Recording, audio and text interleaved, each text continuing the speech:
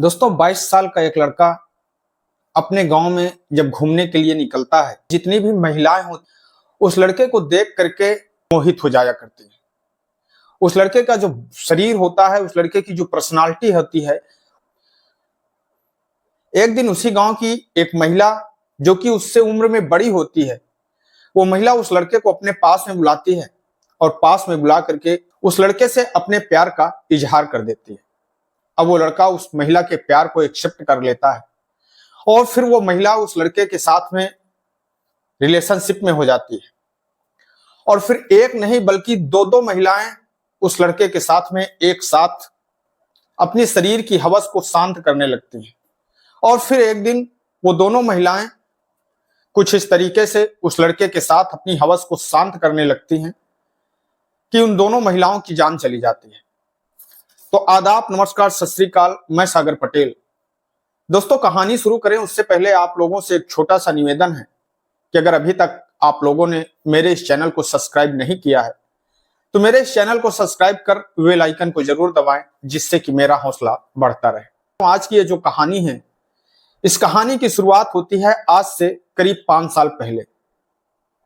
राजस्थान के छोटे से गांव में दो लोग रहा करते हैं, दो भाई रहा करते हैं, जिनमें से एक का नाम होता है राम सेवक और जो उसका छोटा भाई होता है जिसका नाम होता है राम कुंवर। राम सेवक और राम कुंवर दोनों की शादी हो जाती है।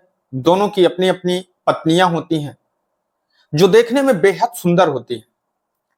राम सेवक और राम कुंवर का जो परिवार होता है, एक तरह से हम ये कह सकते हैं कि उनका परिवार गरीब परिवार ही होता है।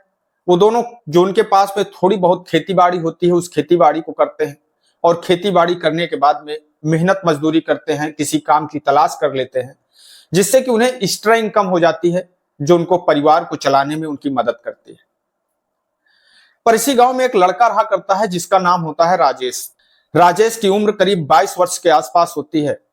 राजेश जो देखने में काफी सुंदर होता है, पढ़ा लिखा होता है और पढ़ा लिखा होने के वजह से और उसका जो पर्सनालिटी होती है, उसकी पर्सनालिटी की वजह से गांव के जितने भी लोग होते हैं उसका थोड़ा सम्मान किया करते हैं। खास करके जो महिलाएं होती हैं उनके बीच में उसकी जो क्रेज होती है बहुत अच्छी होती है। राम कुंवर और राम सेवक काम की तलाश में घर से बाहर चले जाया करते हैं। एक दिन राजेश उस गली से गुजर रहा होता है। राम कुंवर की पत्नी जिसका नाम पूनम होता है, जिसकी उम्र करीब 27 वर्ष के आसपास होती है, वो राजेश को अपने घर पर बुलाती है। राजेश पूनम के पास में जाता है। पूनम बड़े आदर के साथ में उसको बैठाती है, पीने के लिए पानी देती है। राजेश पानी पीता है और उसके बाद में पूनम और राजेश के बीच में एक दूसरे का हाल चाल लेने लगते हैं, एक दूसरे से बात होने लगती है। इस तरीके से अब जब जब राजेश उस गली से निकलता है, पूनम उसको अपने घर पर बुला लिया करती है। एक दो जो पूनम होती है वो राजेश से कहती है कि राजेश, मैं आपसे एक बात कहना चाहती हूं। राजेश कहता है कि भाभी जी, आप बिना संकोच आपको जो भी कुछ कहना है वो आप मुझसे कह सकती हैं।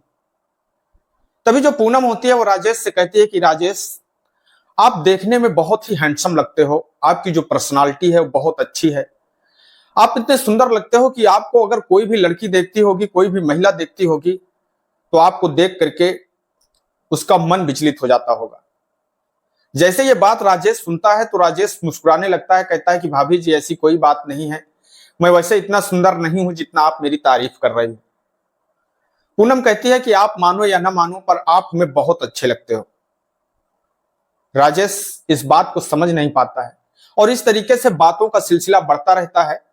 तभी जो पूनम होती है, पूनम बातों बातों में राजेश से कहती है कि राजेश, मैं आपसे प्यार करती हूँ।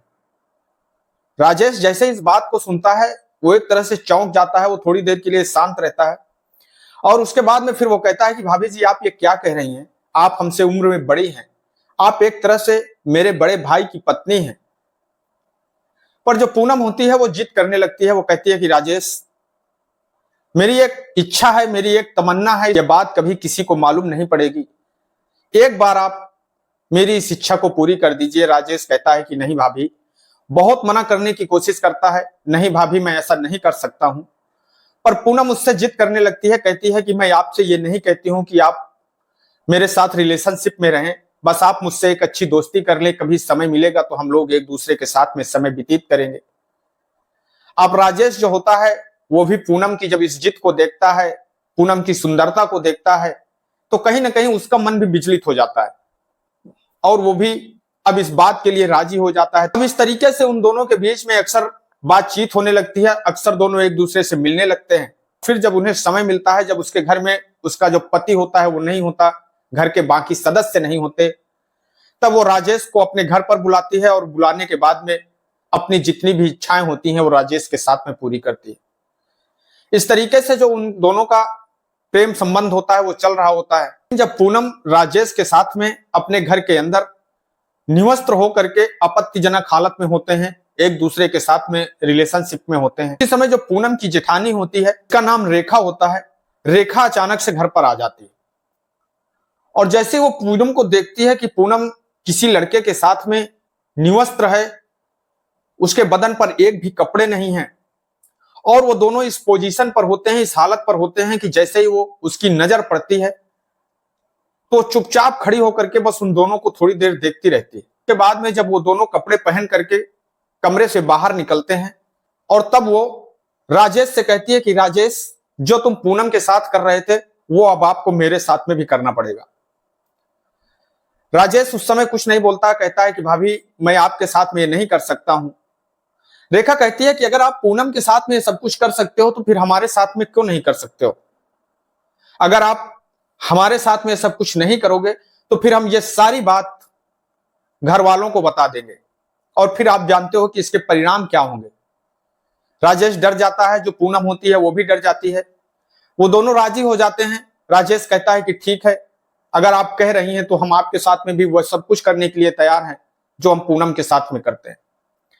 उसके बाद में जो रेखा होती है, रेखा राजेश के साथ में वो सब कुछ करती है जो पूनम कर रही थी और फिर यह सिलसिला लगातार चलने लगता है और जब जब वो दोनों की इच्छाएं होती हैं तब तब वो राजेश को बुलाती हैं और बुला करके अपने घर के अंदर वो राजेश से अपने शरीर की हवस को पूरी करती, अपनी इच्छाओं को पूरी करती। उन दोनों के पति जो होते हैं वो सुबह सुबह अपना टिफिन लेते हैं और अपना टिफिन लेकर के काम के सिलसिले में शहर निकल जाते हैं। अब जब वो दोनों सोचती हैं कि आज उनके घर पर कोई नहीं है, तभी वो राजेश को बुलाती हैं और राजेश को बुला करके अपने घर के अंदर वो दोनों अपने शरीर के पूरे कपड़े उतार कर निवस्त्र होकर के वो तीनों एक साथ राजेश के साथ में अय्याशी करने लगती हैं।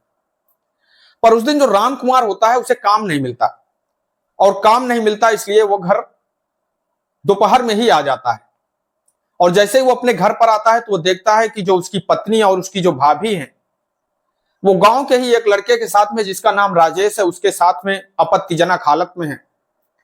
और जब वो उस हालत में अपनी पत्नी और भाभी को देखता है तो उसके पैर के नीचे की जमीन खिसक जाती है, वो अवाक रह जाता है, वो आवाज देता है। वो तीनों कपड़े पहनते हैं, कपड़े पहनने के बाद में कमरे का दरवाजा खोलते हैं और जैसे ही दरवाजा खुलता है जो राजेश होता है वो चुपचाप वहां से निकल जाता है। अब जो पूनम और उसकी जेठानी रेखा होती है वो दोनों चुपचाप खड़ी होती हैं। तभी जो राम कुमार होता है वो अपनी पत्नी पूनम और अपनी भाभी को समझाने लगता है। वो कहता है कि भाभी, कम से कम आपको इस बात को समझना चाहिए, आप इस घर की बड़ी हैं, आप लोग जो कर रही हैं ये पूरी तरह से गलत है। इस तरीके से हमारी समाज में कोई इज्जत नहीं रहेगी, हमारा घर पूरी तरह से बर्बाद हो जाएगा। मैं आप लोगों से हाथ जोड़ करके प्रार्थना करता हूं कि आप लोग जिस ओर जा रही हैं, जो ये कदम बढ़ा रही हैं, इसको आप यहीं पर रोक दीजिए। और रेखा होती है और राम कुमार की बातों को सुनती हैं। उनकी बातों को सुन करके उन्हें इतनी शर्मिंदगी लगती है, उन्हें ऐसा लगता है कि जैसे कि वो कहीं जा करके अपनी जान दे दे, पर वो मजबूर होती हैं कि आखिरकार वो जाएं तो कहां जाएं। और इतनी बात कहने के बाद में जो राम कुमार होता है वो गुस्से से अपने घर से बाहर निकलता है और बाहर निकल करके वो खेतों की तरफ चला जाता है। इधर जो पूनम और रेखा होती हैं वो दोनों मन में विचार करती हैं कि आखिरकार अब हम लोग करें तो क्या करें, अगर हम यहां रहेंगे तो अब हमारी कोई इज्जत नहीं होगी, हमारे पति की नजरों में कोई इज्जत नहीं होगी, हर समय हम उनके सामने कैसे जाएंगे, कैसे उनसे नजरें मिलाएंगे। उन दोनों को अपने किए का काफी पछतावा हो रहा होता है, पर उनके पास में अब ऐसा कोई रास्ता नहीं होता है। तभी वो दोनों मिलकर के राजेश को फोन करती हैं, राजेश को बुलाती हैं। राजेश घर पर आता है, उस सारी बात राजेश को बताती हैं। राजेश से कहती हैं कि राजेश, अब हमें ऐसा लगता है कि हमें अपनी जान दे दें, हम कहीं यहां से दूर चले जाएं, क्योंकि अगर हम इस घर पर रहेंगे तो फिर हम किस तरीके उन लोगों के सामने रह सकते हैं, उनसे हम कैसे नजरें मिला सकते हैं। राजेश भी काफी परेशान होता है। वो कहती हैं कि चलिए हम तीनों कहीं भाग चलते हैं। राजेश कहता है कि आखिर हम लोग कहां जाएंगे, हमारे पास में ना तो कोई काम है, ना कोई धंधा है, ना हमारे पास में इतनी धन है, ना दौलत है। आखिरकार हम तीनों कहीं जाएंगे तो कहां रहेंगे, कहां खाएंगे, यही सोच करके वो तीनों परेशान होते हैं। तभी राजेश कहता है कि चलिए ठीक है, अगर आप लोग इस घर से निकलना चाहती हैं तो हम लोग कहीं चलते हैं। अब राजेश और पूनम और रेखा वो तीनों घर से निकलती हैं। घर से निकल करके घर के बाहर जाते हैं, जंगल में पहुंच जाते हैं। जंगल में जा करके वो विचार करते हैं, जंगल में छुपते हैं, विचार करते हैं, उन्हें कोई रास्ता दिखाई नहीं देता। इधर जैसे ही राम कुमार अपने घर पर आता है, देखता है कि उसकी पत्नी और उसकी भाभी दोनों घर पर नहीं है। वो भी परेशान होता है। अब वो ये बात किसी से कह भी नहीं सकता था, किसी से बता भी नहीं सकता था कि आखिरकार उसकी पत्नी और उसकी जो भाभी है वो इस तरीके का काम करती हैं। वो 1-2 दिन तक अपनी पत्नी और भाभी का इंतजार करता है। वो सोचता है कि हो सकता है कि शायद वो लोग वापस आ जाएं। पर जब 1 से 2 दिन का समय बीत जाता है, वो दोनों वापस नहीं आती हैं। तब वो पुलिस स्टेशन जाता है और पुलिस स्टेशन जाकर के अपनी पत्नी और भाभी की गुमशुदगी की रिपोर्ट दर्ज करवा देता है। जितने भी उनके रिश्तेदार होते हैं, जितने भी मिलने जुलने वाले लोग होते हैं, सारी जगह पर पता करते हैं। दोनों भाई सारी जगह पर पता करते हैं कि आखिरकार जो पूनम और रेखा हैं वो शायद कहीं पर गई हों, आ जाएं, पर उनकी कहीं पर कोई सूचना नहीं मिलती। इस तरीके से करीब 2 से 3 दिन का समय बीत जाता है। इधर राम कुमार और उसका जो भाई राम सेवक होता है वो दोनों भी परेशान होते हैं और उधर पुलिस भी उन दोनों की तलाश कर रही होती है। पर पुलिस इस मामले को उतनी गंभीरता से नहीं लेती, क्योंकि पुलिस का यह कहना होता है कि दोनों कहीं गई होंगी, 1-2 दिन में वापस आ जाएंगी, अपनी किसी सहेली के घर गई होंगी या फिर अपने किसी रिश्तेदार के घर गई होंगी। आप लोग अपने स्तर से इसकी छानबीन कर लीजिए, जांच कर लीजिए, जैसा भी हो इसकी सूचना हमें दीजिए, फिर हम आगे जो भी आगे की कार्रवाई होगी वो आगे की कार्रवाई करेंगे। इधर करीब जब 3 से 4 दिन का समय बीत जाता है, तब गांव के कुछ लोग एक दिन सुबह 7 बजे के आसपास गांव के कुछ लोग जंगल की ओर जा रहे होते हैं। वहीं रास्ता के किनारे पर एक कुआं होता है। जैसे ही लोग उस रास्ते से निकलते हैं तो उन्हें वहां पर कुछ अजीब सी दुर्गंध आती है। तो लोग अक्सर नाक बंद करते हैं और नाक बंद करके निकल जाया करते हैं। पर एक दिन जब वहां से बहुत ज्यादा दुर्गंध आने लगती है तो लोग सोचते हैं कि आखिरकार ये दुर्गंध जो डेली डेली बढ़ती जा रही है कहां से आ रही है। अब लोग ये देखने की कोशिश करते हैं। तभी लोग उस कुएं के पास में जाते हैं और उस कुएं में झांक करके देखते हैं कि आखिरकार ये दुर्गंध कहां से आ रही है। तो लोगों की नजर पड़ती है कि उस कुएं के अंदर 2 डेड बॉडी पड़ी होती है। 2 महिला की डेड बॉडी होती है, क्योंकि वो साड़ी पहने हुई होती है। तुरंत लोग गांव में भाग करके जाते हैं। इस बात की जब गांव में जानकारी देते हैं, गांव के लोग सारे इकट्ठा होते हैं। कुएं के पास में थोड़ी ही देर में भीड़ लग जाती है। लोग उन डेड बॉडियों को देखने के लिए परेशान होने लगते हैं। तभी कोई व्यक्ति पुलिस को फोन करता है। पुलिस मौके पर आती है और उसके बाद में कुएं से उस डेड बॉडी को निकाला जाता है। और जो उन महिलाओं की गुमशुदगी की रिपोर्ट दर्ज होती है, उन राम कुमार और राम सेवक को इस बात की जानकारी दी जाती है। वो लोग भी मौके पर आते हैं, देखते हैं, पहचान लेते हैं। वो पुलिस ये सोचती है कि आखिरकार पुलिस उन लोगों से पूछती है कि आपको किसी पर शक है, कौन ऐसा कर सकता है जो आप दोनों लोगों की पत्नियों को मार करके कुएं में डाल दे। तो जो राम कुमार होता है वो पुलिस से कहता है कि साहब मुझे किसी पर शक नहीं है, पर मेरे घर पर एक बात थी। एक दिन मैं काम से आया तो उस समय जो मेरी पत्नी और मेरी भाभी है वो गांव के ही एक लड़के के साथ में आपत्तिजनक हालत में थी। वो बताता है कि साहब उस लड़के का नाम राजेश है। अब पुलिस राजेश की तलाश करती है, राजेश को पता करती है और राजेश को पूछताछ के लिए थाने बुलाती है। और पुलिस जब राजेश को पूछताछ के लिए थाने बुलाती है, उधर जो डेड बॉडी होती है उनको पोस्टमार्टम के लिए भेज देती है। पोस्टमार्टम रिपोर्ट से साबित हो जाता है कि उन महिलाओं को ना तो किसी ने कोई मारा है, ना तो उनके साथ में किसी तरीके की कोई छेड़खानी की गई है। बस उन महिलाओं की अगर मौत हुई है तो कुएं में डूबने से, पानी में डूबने से हुई है। पुलिस जब राजेश को बुलाती है, राजेश से पूछती है कि आखिरकार क्या हुआ था, आपने इन महिलाओं को क्यों मारा है। राजेश कहता है कि साहब मैंने उनको मारा नहीं है, ना तो मैंने उनकी हत्या की है और मुझे इस बारे में कोई जानकारी नहीं है। पुलिस और सारे लोगों से पूछती है, काफी सारे लोगों से जांच करती है। पुलिस को बस यही बात पता लगती है कि साहब जो ये महिलाएं हैं इनके अवैध संबंध राजेश के साथ थे। राजेश का अक्सर इनके घर पर आना जाना था। अब पुलिस राजेश से सख्ती के साथ में पूछताछ करती है। तो जब राजेश होता है वो पुलिस के सामने टूट जाता है और फिर वो सारा सच कबूल कर लेता है और बताता है कि दरअसल साहब, जिस समय राम कुमार हम दोनों को देखता है उसके बाद में जो पूनम और रेखा होती हैं वो फोन करके उसको अपने घर पर बुलाती हैं और बुलाने के बाद में वो राजेश से कहती हैं कि हमें आप ही इस रास्ते से निकाल सकते हैं, आप ही दलदल से निकाल सकते हैं, क्योंकि अब हम लोग अपने घर पर अपने पति के सामने रह नहीं सकते, उनसे नजरें मिलाने की हमारी हिम्मत नहीं है। अब आप हम लोगों को लेकर के कहीं पर चलिए और हम तीनों लोग एक साथ मिलकर के रहते हैं।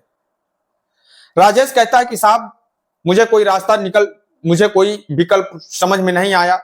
उस समय हम तीनों ये फैसला करते हैं कि हम तीनों एक साथ में जाकर के कुएं के अंदर जान दे देंगे और उसके बाद में वो दोनों भी कुएं में कूदती हैं, उसके बाद में हम भी कुएं में कूद जाते हैं।